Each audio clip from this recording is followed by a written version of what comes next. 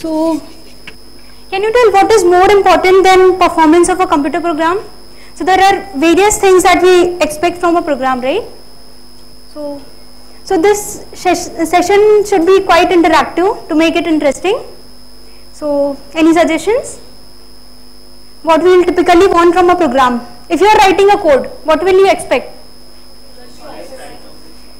Yeah, that is actually performance. Yes, accuracy. Then?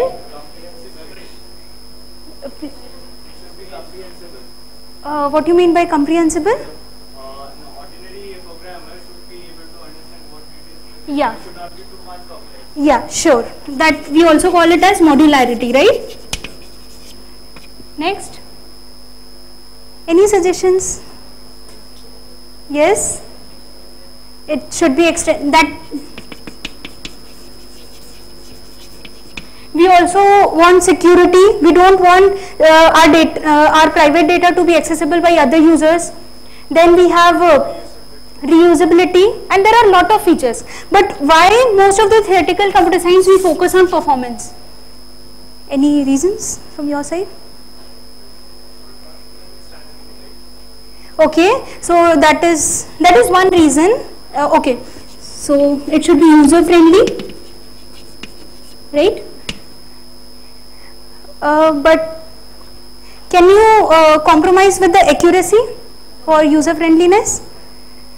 Indeed, by end of this talk, you will get to know that even you can compromise with the accuracy for just for the sake of performance, because most of the thing it's not possible to solve it, right? So at least we'll want some answer rather than having nothing, right? So performance is something like a cost, a money that we pay for achieving accuracy, modularity, because if you increase accuracy, you'll have to compromise with the time complexity. If you increase modularity, maybe you'll have to compromise somewhere, right? Because anyway, for compilation it will take more time. People use Java more than C. Why? Because it's easy to write, but it takes more time to compile. Most of you might have used also, right? So most of this talk we'll concentrate on performance, and due to time constraint we'll look at only time complexity, right? Are you all familiar with this order notation, running time? Okay. So there are various so you might be knowing there are various classical algorithms like sorting, searching, and there are various paradigms like dynamic programming, divide and conquer, then greedy approach, but we will not go into all that, because that most of you know, right? I think most of you know. Anyway, you don't need to know that. So let's move on to next thing.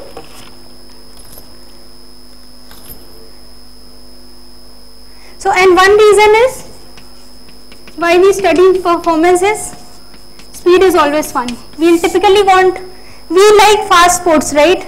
We like driving car in a good speed. So that is one of the motivation why as a human being we like performance more. So let's move on to other things. So you all might be knowing the concept of reduction. Are you all familiar with reduction? Okay, so what is reduction? Like in terms of problem, Yeah. if we have a problem and we have a solution, Yeah.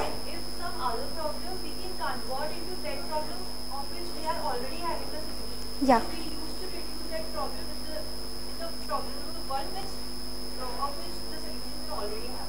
Some important thing you are missing. Can somebody point it out?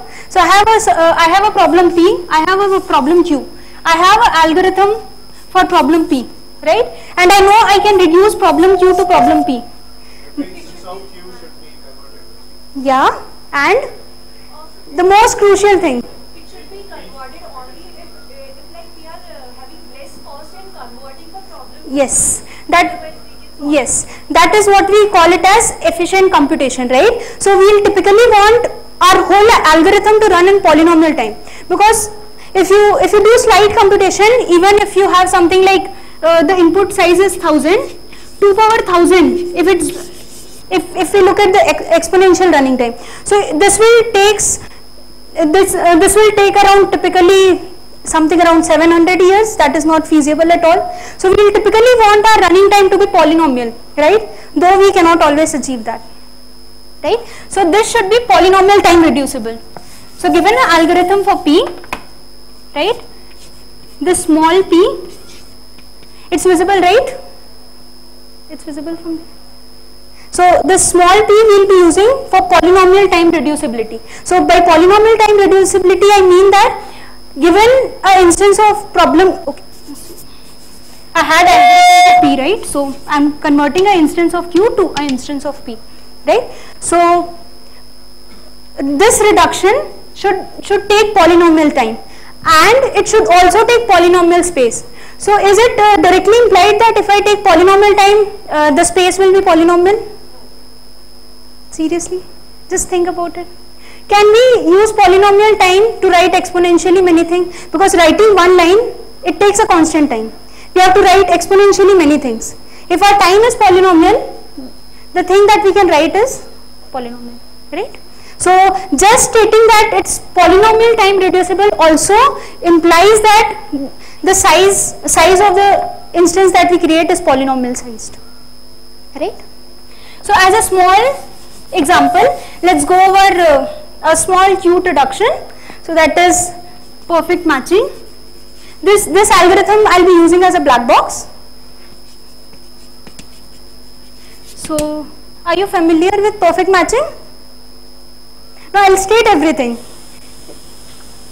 If somebody from you knows, then it's okay. So basically the input is a graph which is a tuple where V is the vertex set and E is the edge set, and the question is, does G have a perfect matching, where a perfect matching is M, which is a subset of E, such that every vertex present in vertex set capital V is featured in some edge belonging to this M, right? So basically, suppose this is my graph. So what is the perfect matching here? This edge forms one of the perfect matching, right? If I add something like this, then this does not have a perfect matching, right? So as an illustrative example for this reduction, what I'll do is, we will start with the algorithm for a perfect matching that we will be using as a black box, and what we will do is we will arrive at the algorithm for. So let's look at, for simplicity, let's look at the decision version. So what the question is, given a graph G equals to V comma E, what is the size of maximum matching?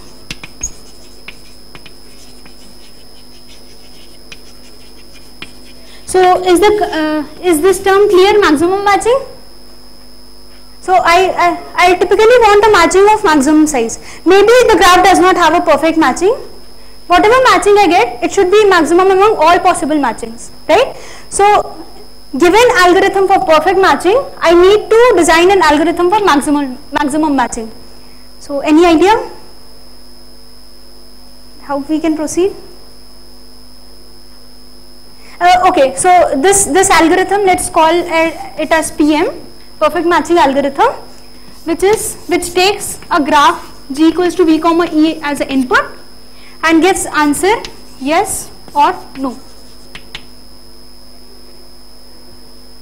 So what I am saying is, so given an algorithm for deciding the perfect matching, can I design an algorithm that returns me the size of maximum matching in a graph? This algorithm is a black box. Now for this instance I have to find the cardinality of maximum matching. No. So in this graph, right? Okay. Perfect matching. Perfect matching is a matching in which every vertex is, so let me label this A, C, D. So what my M is, This is my perfect matching, where every vertex present in my vertex set is featured somewhere in this edge, right? Suppose I have something like this vertex, right? So let me call it as E. Now this does not have a perfect matching. Also, it is the odd case, so it will never have a perfect matching. A trivial example, which even if the number of vertices is even, then also it does not have a perfect matching, is this, right? So what is the size of the maximum matching in this case? Only one edge. So in this matching we cannot share a vertex. So no, I cannot have A here, right? These are disjoint set of edges. Like if we say that AB and CD, then it will also be a perfect matching with Yes, yes, right? So this graph does not have a perfect matching, but it has a matching, right? And it will be only one. So this is the maximum matching for that graph, right? Is it clear? Okay. So now let us look at this. So any maximum means like are you going to find out the maximum number of like sets? I just want to give output the user what is the size of maximum matching. We'll see whether the perfect match exists. Yeah. If it exists, then it is the maximum. Yes. If it doesn't exist, maybe let's remove one vertex. Okay. Okay. So one suggestion. So if the graph has a perfect matching, we'll give the graph G as the input and we'll get the answer. If the graph has a perfect matching, the size of cardinality of M is n by 2, where n equals to cardinality of P, right? Right? So then the answer is trivial. Suppose not, right? So now what we'll do is, so for simplicity, let me call this graph as G0, V0 and E0, because we will be constructing more graphs, right? So this will be a iterative process. We cannot use this only once to give the size of the maximum matching, so we will be using it multiple times, right? So I'll construct a graph G1 as follows. So this is my graph G0, whatever vertices, whatever junk is here, I don't care, right? I'll insert a new vertex V1. I'm creating a graph G1 like this, right? Now what I'll do is, I'll make it adjacent to all the vertices present in G0, right? This is my graph G1. Now let's look at this size of the matching in these two graphs, right? So what I will do is, after constructing this graph, first initially I'll start with graph G0. I'll give this graph G0 as an input to my perfect matching algorithm. If it returns yes, then we are done, right? If not, then I'll construct graph G1, right? Like this. So let's look at the size of the matching in graph G0 and G1. So suppose this has a perfect matching. For graph G1, this so when I give graph G1, V1 and E1 as the input to my perfect matching algorithm, suppose it returns yes, right? So what can you say about the matching in graph G0? Yes. So it has a perfect matching, right? So cardinality of V1 is n plus 1, right? Because I added one more vertex. It has a perfect matching. So cardinality of, let me call it as M1, will be n plus 1 by 2, right? Now let us look at the corresponding, let us look at the matching, the perspective matching in this graph, right? The perfect matching. So I know that every vertex must feature in some matching edge, right? So this vertex will be part of a matching, right? So whatever is left here forms a matching, right? So what will be the size of this matching? This minus 1, right? So cardinality of M0 equals to n plus 1 by 2 minus 1, which is, right? So now is it clear? So now what we'll, so this is, from this we'll get the maximum matching of this, right? So So the claim is we'll repeat this process iteratively till we get answer yes to the yes for this, right? And if the graph has at least one edge, then at the end somehow we'll get that as a matching edge, right? Is it clear, or shall I go elaborate it? So there are more interesting things to come. So this is a small illustration for a reduction that we use for reducing a polynomial algorithm. If it is known that we have a polynomial time algorithm for a problem, we reduce another problem to this problem, right? But we will use this concept of reduction for some more things. But it turns out that most of the algorithms that comes in practice are not polynomial time solvable. So next we move on to the intractability of the problems and the more interesting things. So what is P, class P and NP? This you all might have heard at least, right? If not, it's not a problem. So the class P is the class P actually captures the efficient computation. So by actually every computation is defined based on the model. So all this thing that we say that it is efficiently we can compute this. This is based on the Turing model, right? And that we take it, that model we follow. And most of the models that came across, they reduce to Turing model only with some polynomial loss in time complexity, and that is actually acceptable because that is our definition for efficient computation, right? So class P is the class of all problems that we can solve in polynomial time, right? So now let me move to class NP, which is more interesting. Any guesses what is class NP? Okay.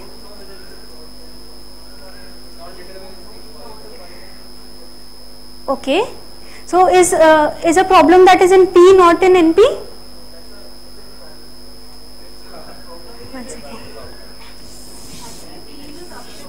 Yes. We don't know whether NP equals to P. This is open problem, but we for sure if the polynomial if the problem itself is polynomial time solvable, then obviously I can verify it in polynomial time, right? So therefore P is a subset of NP, but whether it is equal to NP or not, it's a big open problem, right? Okay, so class NP is, as some of you suggested, it's verifiable in polynomial time. So what do you mean by verification? Yes. So you have a proof given a problem, right? If so, actually, one more important thing to note here is whenever we discuss about this NP completeness, NP, class P. So typically we talk about the decision version. We'll come to it why we talk about the decision version and not the optimization version, because most of you might be knowing the problem like vertex cover, independent set. I'll come to it, but let me first define the class NP. So class NP is a language L subset of, this is my alphabet set, right? Any language I can write it in English or maybe in binary or anything, right? So this is that, sigma is my alphabet set. A language L which is subset of sigma star is said to be in NP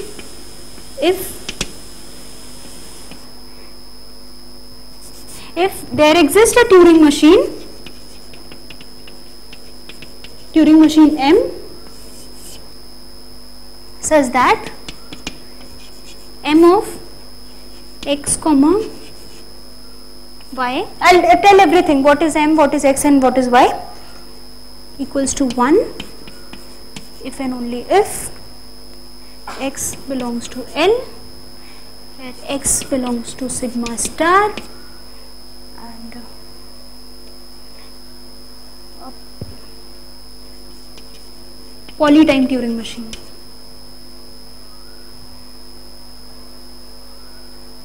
And sigma is a finite alphabet set.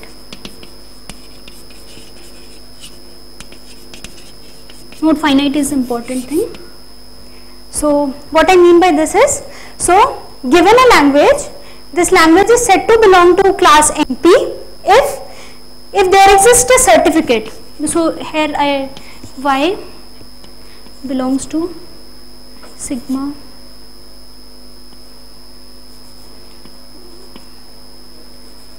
poly of X. So what I mean by this is, there exists a proof, a solution, right? If given a solution for the input X, there exists a machine, a computer, what mathematically we define it as Turing machine, that can verify it in polynomial time, and obviously we need the size of this proof to be of polynomial size, right? Otherwise we will not be able to even read that proof, right? So that's why we need that this Y should be of polynomial. This is a polynomial function on the size of the input, right? So there exists a machine that returns me yes, that says that proof is correct if and only if that X belongs to the language, and it returns me no if that input does not belong to the language. So this was some formal definition. Now let's move to examples.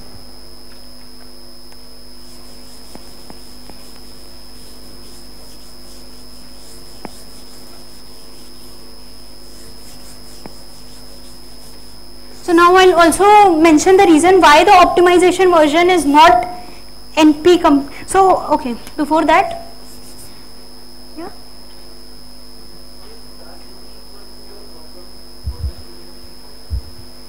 What? Please repeat. No. It's nothing like that. Turing machine may be an exponential time Turing machine, right? I've said so. A Turing machine, I can design a Turing machine that has running time n power n power n power n. How does it matter? Though it will run for small inputs, right? It maybe takes 800 years, but it's okay. It gives me the answer, right? So we don't assume anything about the running time of the Turing machine. It's some machine. That's why I mentioned the polytime machine. It should be able to verify the answer in polynomial time. Otherwise, it doesn't make sense. So before that, yeah. Why f of x comma y was great equal to 1? Okay. So what I meant by that is, so my Turing machine outputs answer. So what statement I wrote was m of x comma y equals to 1 if and only if x belongs to the language, right? So what I mean by this is, if there exists a proof, this y is my proof or a solution to for the input x, right? The machine, if says the proof is correct, right, this is the answer. The machine M is verifying the given proof, and if it says yes, this one is the yes, right, then my input x belongs to the language, otherwise not, right? So before that, let me move to this NP complete problems. So what is this? First, yeah, somebody said something. Yes. So basically, so I did draw this diagram, right? This is my NP and this is my P. So we expect that there are a lot of problems here that cannot be solved in polynomial time. Though it's an open problem, that's a general belief, right? Nobody knows actually, right?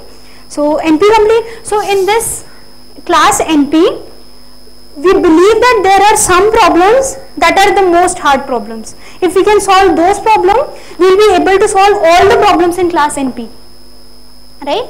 So that is what we called it as a complete language. So this is for class NP, but not that the class is restricted here. It's an infinite chain of class. If time is there, then I'll go into that also. So not that all the problem ends here. There are a lot more to come, and this is an infinite chain, right?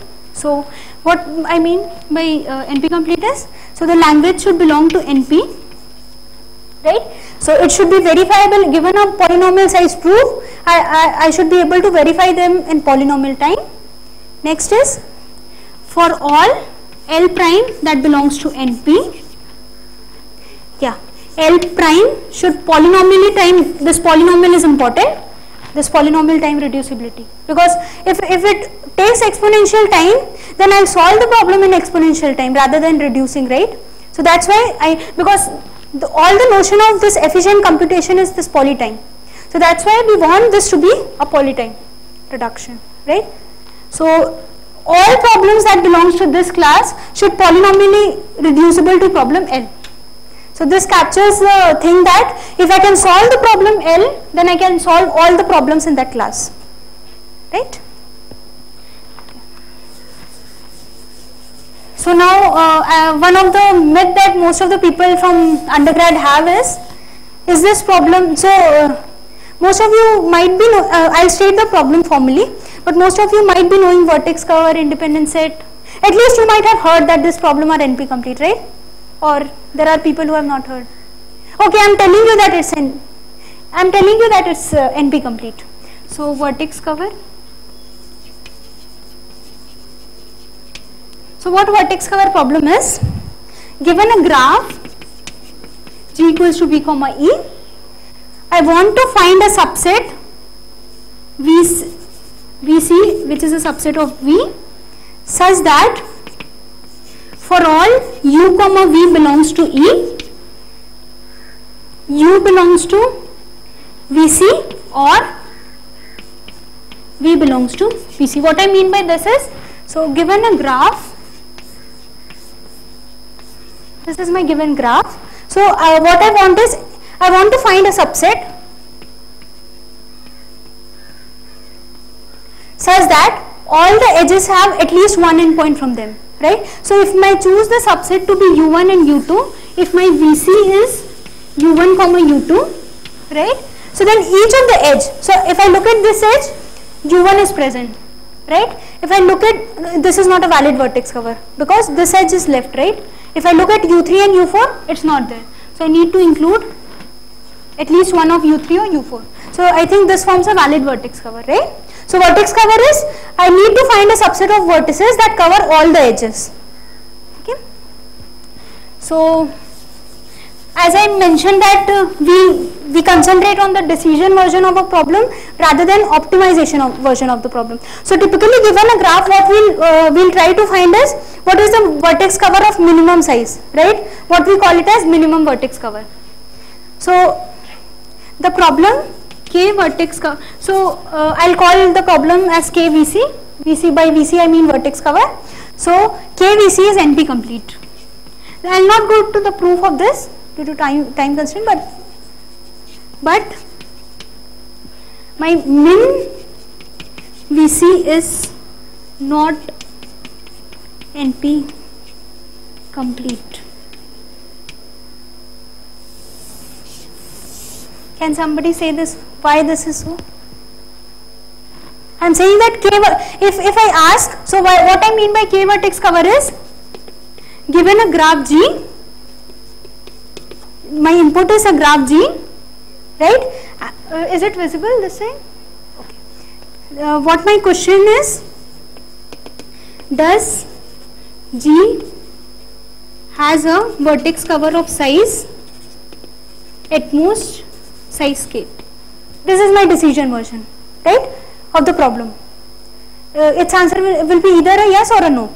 I'm saying that this problem is NP complete, and also I'm saying that minimum vertex cover problem is not NP complete.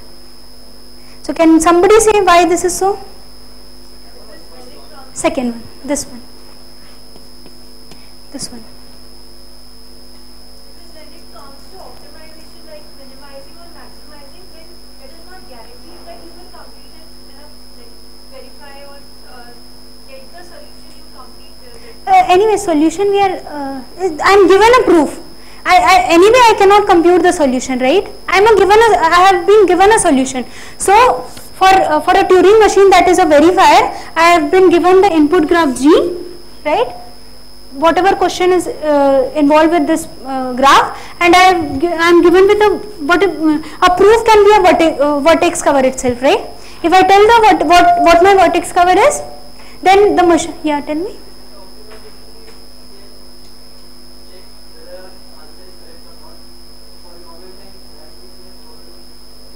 Why? Because if we are checking whether solution is minimum or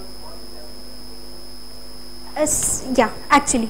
So what we can, so given a subset of vertices, what all things I can verify? Whether it forms a valid vertex cover, what is the size of the vertex cover. But how will I verify whether it's minimum or not, given only a subset of vertices, right? So actually minimum thing or maximum thing we cannot verify. I cannot give a proof that it's minimum.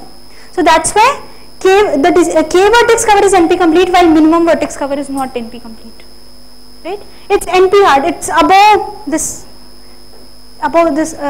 this hard problem, this class of hard problems, right? So it's beyond NP because I cannot verify it in polynomial time.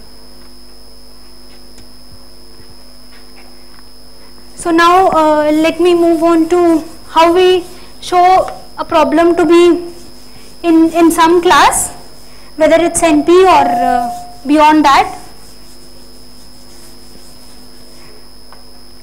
So the first proof of the first NP-complete problem was the SAT problem, right? And it's quite complicated and involves lot of details of the Turing machine. So let's not get into that. But once we know that a problem is NP-complete, what we can use is reduce other problem to that.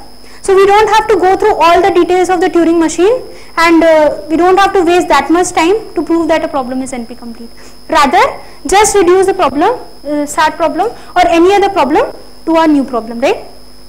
So that is the concept of reduction. So given a problem L, suppose we want to prove that it belongs to some class, say NP, to prove, right? So this is easy. Because if I can say if I can tell that there exists a polynomial size proof that can be verified in polynomial time, then I am sure that this problem belongs to NP, right? Suppose I want to check whether it's a complete language or not. By complete language, what I mean is, if I can solve this problem, I can solve all of the problems in this class. Means I want to say that this is one of the hardest problem in that class, right? Because if I can solve this, I can solve everything.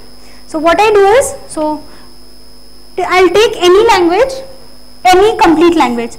So Q belongs to any language Q belongs to NP-complete class, because I know that all other problem are reducible to this problem, and also this transitivity holds, right? If problem P1 is reducible to P2, is reducible to P3, and so on.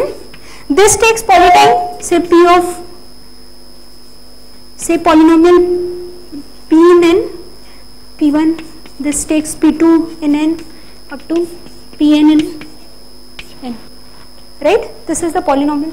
I should change this n. This is the size of the input, right? So what will be this transitivity also holds, because if I want to go from problem P1 to problem Pn, how much time will I end up spending is P1 plus P2 plus up to Pn, right? Which is a polynomial, right? Sum of polynomials is a polynomial.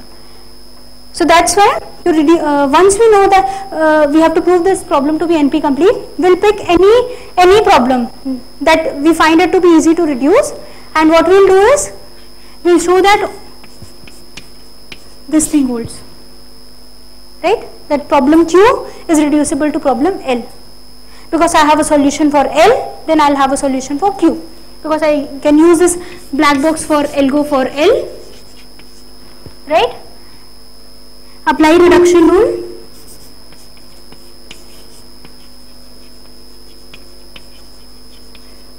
This is an instance of problem Q, say Q. I'll give this to get our instance. This is I1, this is I2, and I'll get the output, right? And this is polytime.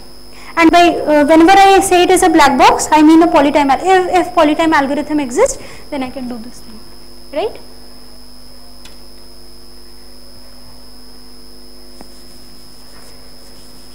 So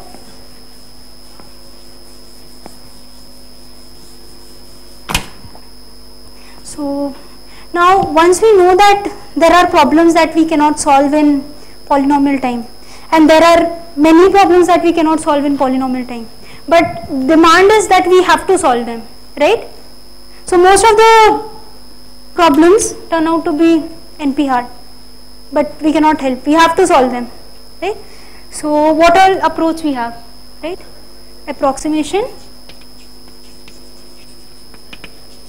and a very trivial thing that you all do when nothing works, then you try. Okay, randomization.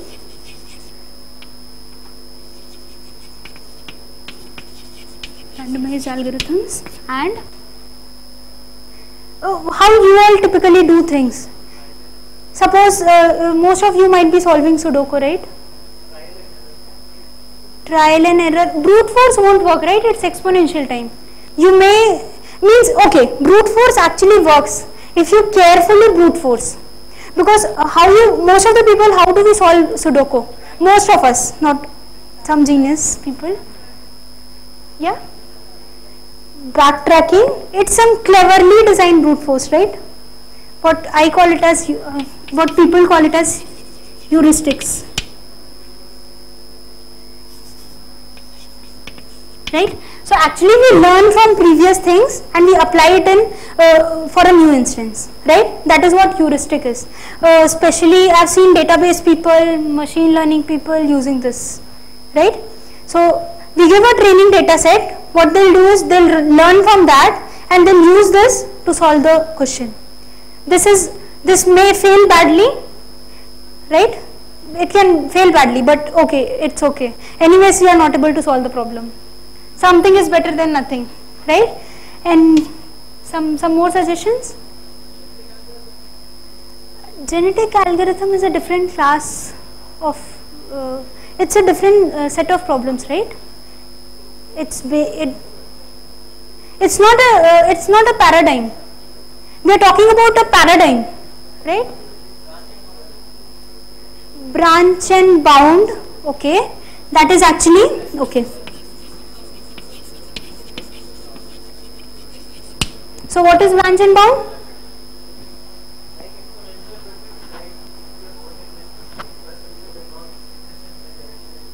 Yeah? Okay. Okay. Okay. This is a technique that belongs to some other technique, and that is what we call it as fixed parameter tractable. Where what I mean by fixed parameter tractable is, so suppose so actually this two things, you have a separate lecture itself, so I don't want to destroy the fun, so let the fun come when it has to. So let me leave these two things. I'll give a small cute examples for approximation algorithm, right? Let me leave this thing completely, these two things.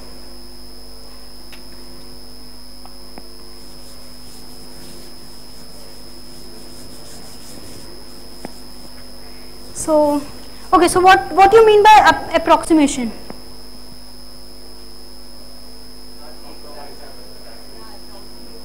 Okay. Okay. So, what will you typically expect from an approximation algorithm? What do you mean by performance? Speed is one thing. Okay, let us assume that, okay, we will typically want it to be polynomial time. That is the most important thing, right? Next. Yes. Right? So so let me define this thing.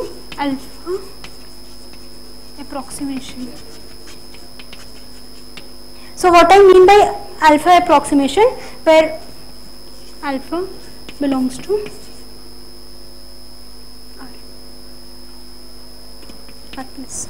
Alpha is the approximation factor. I'll tell you what this approximation factor is. So now let us talk about the solution size, right? So suppose given a problem P, right? For this, the optimum value is of size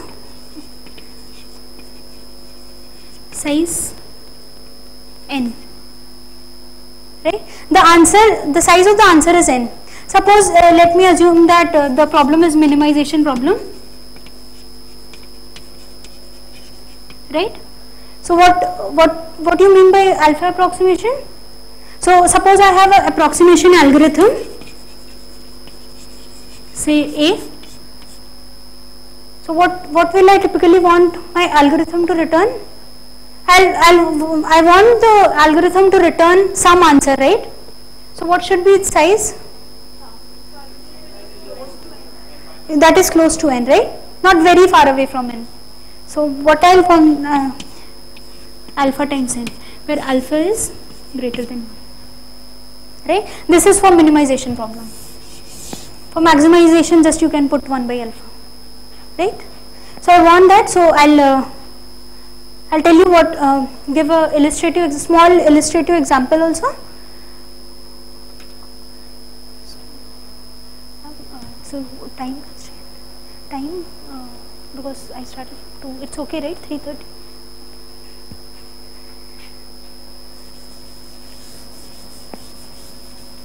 So let's start with a cute example of this vertex cover. So vertex cover I have defined already. So do you need that I should define it once more, or shall we start? We'll start, right? So, okay. So I'll give a very simple and a trivial to approximation algo for vertex cover. Right? Everybody remembers what a matching is, what a perfect matching is, what a maximum matching is, right? So I have this input, a graph, right? So what I'll do is I'll compute. So assume it for take it as a black box that perfect maximum matching is poly time solvable. The algorithm will not go into that. So compute maximum matching.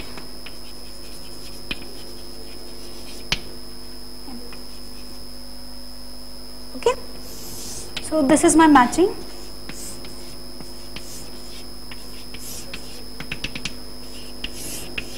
This is my maximum matching, M.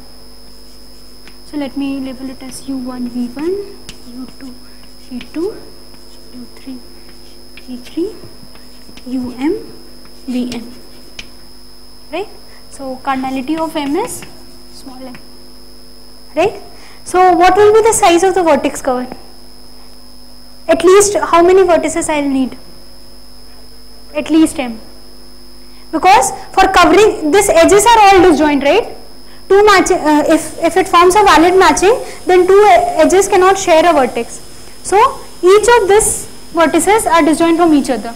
So I'll have to pick at least one vertex from each of this, right? So what I'll do is my VC will be, VC that algorithm returns is, take all this U1, U2, U1, V1, U2, V2, UM, VM. Okay, and my claim is it's at least a vertex cover. It does not miss any edge. So is it clear why it is a valid vertex cover, or shall I go over it? It's clear, right?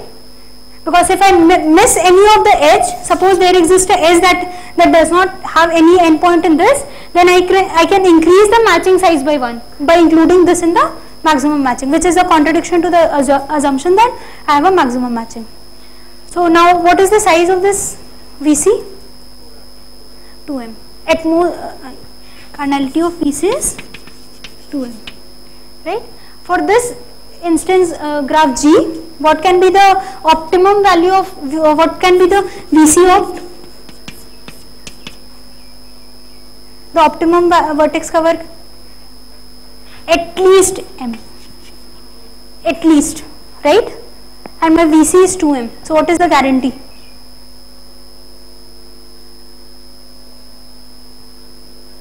Guarantee on the size of, we have to talk about this approximation factor, right? Alpha is 2, right? Because what I am returning is at most twice the size of the optimum, right? Optimum is at least this, and I am returning at most twice of that, right? So therefore we have a very trivial 2 approximation algorithm for the vertex cover problem, right? So actually all this algorithm, this techniques look very beautiful when we get this type of simple algorithm, but does it always work? Can we have approximation algorithm for all NP complete problems, all problems in NP? Can you tell about, tell any example for which we do not have?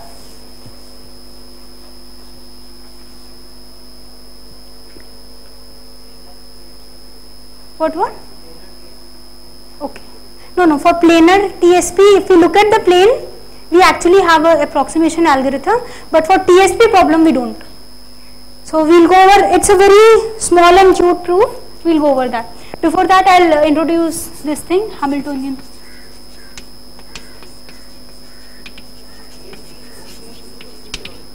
Yeah? TSP, for general TSP, we don't have any approximation algorithm. Yeah, I'll state that. So first I'll state what Hamiltonian cycle is. So anybody from the audience, what Hamiltonian cycle is?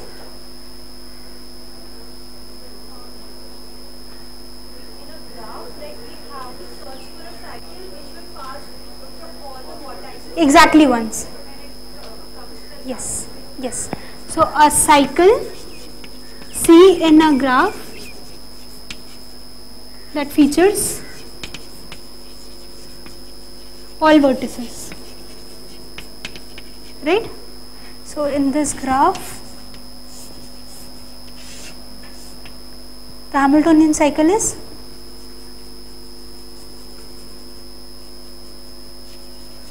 this is one of the Hamiltonian cycles, right? Which features every vertex. That is what a Hamiltonian cycle is. And the graph need not be a complete graph here for the Hamiltonian cycle case. It's some graph G equals to V comma E. Now I'll define the TSP problem, traveling salesman problem. So what traveling salesman problem is, there is a salesman and we are given with set of cities, n cities.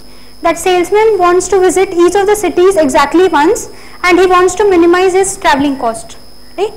So I have been given this n cities, right? And I can go from any city to any other city. So this is basically a complete graph. All these edges I have, all this connectivity I have. Something like this. It's a complete graph. I have not drawn many edges, right?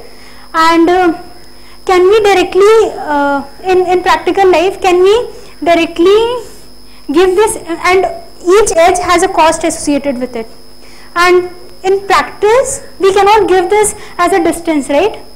Because there are many parameters. Maybe this route is smallest and this is a larger route, this is a smaller route, but in this traffic is very less. So I take suppose half an hour here and 2 hours in this route. So I'll give this more cost because I'll spend more petrol there, right? So that's why in practice this cost may not satisfy that planarity constraint, what we call it as triangle inequality. So the cost may be arbitrary anything. So what the instance of this Hamiltonian this TSP is, given a complete graph G on n vertices, let me call it as V comma E, and I have a cost CE associated with a real value. For simplicity we will take it positive, right? A cost associated for each edge U comma V, I have some real value R. Okay. So what we will do is, what we will try to prove is, if we have a alpha, any constant factor approximation algorithm for TSP, then we can solve Hamiltonian path problem in polynomial time. So suppose, assume that, suppose there is a alpha approximation. So okay, so I forgot to mention what the output would be. So output would be size or the minimum cost required to travel all the cities, right? That will be my output. Suppose I have alpha approximation algo for TSP, general TSP, no triangle inequality, because when it satisfies triangle inequality, we can actually do something better. So what I'll start with is, I'll take this Ham cycle problem, instance of that, and I'll apply some rules and construct a new graph G prime. This is polytime.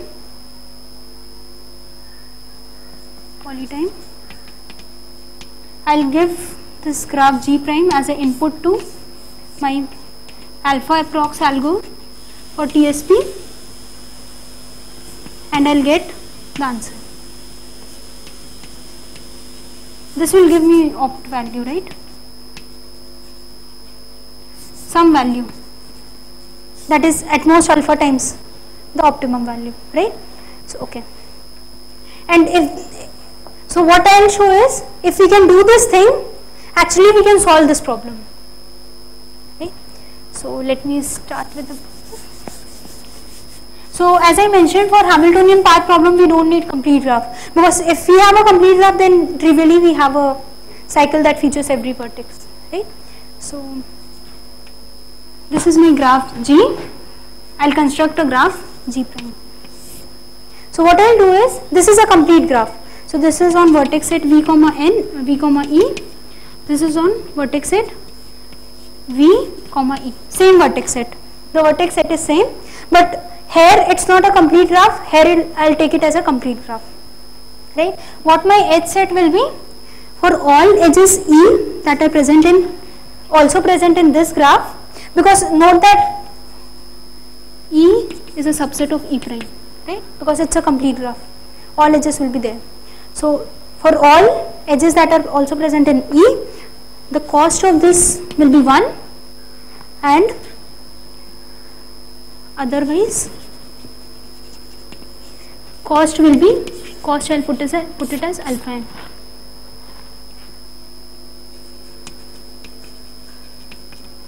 Okay, and note that this alpha is greater than 1, because if it's 1, then I can solve exactly. It should be greater than 1 for approximation algorithm. So now let us look at why this actually solves the problem, the Hamiltonian cycle problem.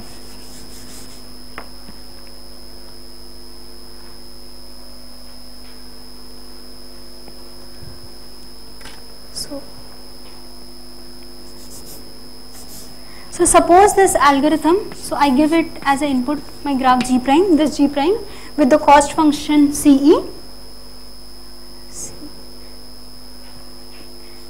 and I get some output, right? Suppose in my graph, original graph G, I have a Hamiltonian cycle, right? So what will be the cost? It will be n, right? So Ham cycle in G, right? We'll get a TSP of size n, that is at most alpha n, right? Because whatever this junk algorithm does, right, it will give at most alpha times n, because it's a valid alpha approximation algorithm, right? So this direction is clear. So if I know what is the cycle, I'll return that cycle itself, right? If not, if this does not have a cycle, this is a complete graph. This will still return a sequence of vertices forming a cycle, right? So suppose this is my cycle, right? So the claim is that it should have at least one vertex whose cost is alpha n. Is it clear why? If G doesn't have a Hamiltonian cycle, at least one different edge must be there to form a valid cycle. So what will be its cost? At least alpha n plus 1, some constant, because 1s does not form a cycle. Even you can take it as something like this, right? Because 3 vertex anyway you can do it in polynomial time. It will be this much. So if G has a Hamiltonian cycle, this will return a TSP of size at most alpha n. If G does not have a Hamiltonian cycle, it will not return. It will return a TSP of size greater than alpha n, right? So this is a two-way process. Forward direction also holds and backward direction also. So if I have such an algorithm, what I can actually do is construct a graph G prime, and because there is a gap, right, at most alpha n and strictly greater than alpha n, right? So this turns the problem into a decision version. If the optimum value is at most this much, I'll return the answer to be yes, otherwise I'll return the answer to be no. So that's why if we have a alpha any constant factor approximation algorithm for TSP, the general TSP, then we can solve the Hamiltonian cycle problem in polynomial time, which we believe that it's not polytime solvable, right? Is this clear? So actually there are much more interesting things, because everything is focused on computation, and then we bifurcate into the whole theoretical computer science research bifurcates into fields like complexity theory. Then we also study, it's more mathematically oriented, so we also have fields like discrete based on counting, right, combinatorial geometry, where we computational geometry, where the basic focus is on the computational problem based on geometry. That is what I work in. And this algorithm, obviously it forms the base of everything. And then we are, if we are more into complexity theory, then we study beyond this classes P versus NP, and the chain goes on. It's an infinite chain, so I'll not go into that because I've already taken a lot of time. So any questions you have? By the definition of NP-completeness, Yeah. it says all the other NP problems are supposed to be that NP problem. Yes. But I mean, doesn't a lemma or theorem depends on the one contradiction of it rather than all the possible NP problems? I mean, we can't go on reducing all NP problems to this particular NP problem, right? Yes, that is what where transitivity helps, right? What I said is, so you are asking the same thing, right? You said that if we want to prove a problem to be NP complete, we'll reduce all other NP problems. Yeah, that's what I'm saying. Where I'll explain. So this is my class NP, this is my class P, right? Somewhere here is my class NP complete. I don't know whether it's equal or not. That's why and I know these are hard problems, right? Suppose given a new problem L, and I want to decide whether it's NP complete or not, right? So what a NP complete problem is? I know that all problems here. So let me take it as problem Q1, Q2 up to say Qn. It's not finite. There are many, suppose n problems, right? What I know is pick any problem Qi, right? And any problem Qj. This holds, right? So if I take any one of this problem Qi and reduce this to L, right? So what I can do is, by this transitivity, I have something like this. This is not a strict chain. I have for each of the possible ordering, I have this. So if problem Q1 is reducible to problem Q2, say Q3, then I know that I can reduce the problem Q1 in polynomial time to problem Q3, right? So even if I do for problem Q2 to Q3, I know that for all the chains that are present before this, I can reduce those problem to this problem in polynomial time. So if we pick single problem from here and reduce that problem, single problem to the new problem L, then I am done.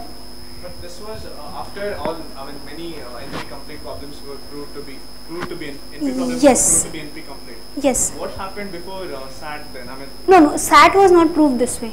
SAT involved all the complications of Turing there is machine. another definition to say that Yes. the problem is NP-complete. Yes. these are the definitions. What makes a problem to be called as NP-complete? Yes, so NP and complete. So by NP I mean that it is polynomial time verifiable. What is class NP? Polynomial verification, right? That is for NP. And what I mean by complete is, by complete I want to somehow capture the importance of the problem in that class. I mean that if I can solve this one problem, I can solve any other problem in this class. So that's where this problem, this word complete comes from. So actually this single problem captures the whole class, because if I can solve this single problem, I can solve all other problem in this class. So if I can design an algorithm for this one problem, I have algorithm for all the problems in that class. So it's in some sense complete, right? If I can do this, I can do everything, right? But how were the other problems in that class? Yeah. It's a class created. How can you say that is a class? Okay. So the I'll not go to other classes. Let's concentrate on this class only. So basically, we started with Turing machine as the computational model, right? So I know that if there is a quite complicated proof that whatever we can do by a Turing machine, that actually can be written as a 3-SAT formula, a SAT formula, right? So that's how it was proved that SAT is, so the class is defined based on a model, right? So the model is Turing model. So whatever a Turing machine can do, actually if there is some machine solving only SAT, that can also do. That's some polynomial time loss in the running time, right? So that means that SAT can do all those things which a Turing machine does. So that's how SAT was, SAT is known to be NP-complete. That was given the name that it's complete language for this class, right? Because everything that I can solve with a Turing machine can be written as a SAT formula, right? Now all other problem that we reduce, like if SAT is reducible to some problem L, right? So what this captures is, if I have a solution, if I create some other machine, to solve this, decide this language L, then what I can do is, I can create a SAT formula, reduce it in polynomial time to an instance of this new, for this new machine, and solve that, right? Does that answer your question? So Yeah. then what is NP hard? Okay, NP hard is, I don't know about its verification. Just what I am saying is, okay, NP hard is, what is the condition is, so for all L belongs to NP, right? So if I want to decide this language L to be, I want to call this language L to be NP hard, then what I need is all other languages that are present in class NP, L prime should be polynomial time reducible to this language. So it's just the hardness thing, means it's not complete, right? I cannot, for this language L to be in NP, I need it to be able to verify each of the, given a proof, I need that it should be verifiable in polynomial time. So this, and all NP hard problems does not belong to class NP. This NP stands only for this reduction. It's, this L need not belong to class NP at all, because it may not be verifiable in polynomial time. And if it is polynomial time verifiable, then it's NP complete language. Right? Yeah. So is the reduction in NP complete class cyclic? Like No. I can reduce Q3 to Yes. Q1 also. Yes. Yes, we can do. Because that's how it is, right? Suppose I have this thing, P1, P2, up to say Pn. So if I don't have a cyclic reduction, then this is my hardest problem. But that is not the case. All the problems are equally hard. I should be able to reduce this problem to any other problem, right? P1 is also NP complete language, Pn is also NP complete language, right? So I should be given algorithm for P1. I should be able to solve Pn also. So there exists a reduction, polytime reduction from this problem Pn to P1.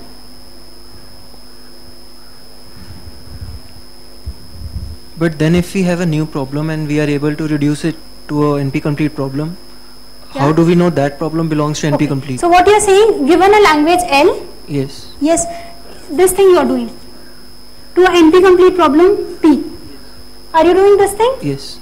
Okay. So, do you know path problem in graph? How to find a, if I say that given a graph, okay, do you know how to add two numbers? Yes, I know. Right? That you know, it's a very trivial thing, at least for some people. So, the claim that suppose the language is, I want to add two numbers, given two numbers, so the decision version will be given two numbers x and y that belongs to natural number is x plus y equals to z, actually three numbers, right? This is the decision version of the problem, right? So this I think most of us can do easily, if the number is small at least, and it's poly time solvable, right? So now, can you write this in SAT, in terms of SAT formula? Actually, you know, if you have studied this Boolean circuits or digital logic, something like that, right? Actually, that's how you compute sum of two numbers in your computers, right? There are some circuits that computes it in polynomial time, right? So, I can write a SAT formula, because what it does is binary computation, that I can convert it to a SAT formula. So I have a reduction from this addition of two numbers to SAT. Does this mean that adding two numbers is hard? No. No, right? Why? Because if I can solve the hard problem, obviously I can solve the easy problem, right? But it's not that I can solve, if I can solve the easy problem, I can solve the hard problem. So that's what the direction should be, the direction here is important. I should take a hard problem, so that if I want to prove it to be NP-complete, I should take a hard problem and reduce it to my new problem, not the other way around. Right? Okay. Any other questions?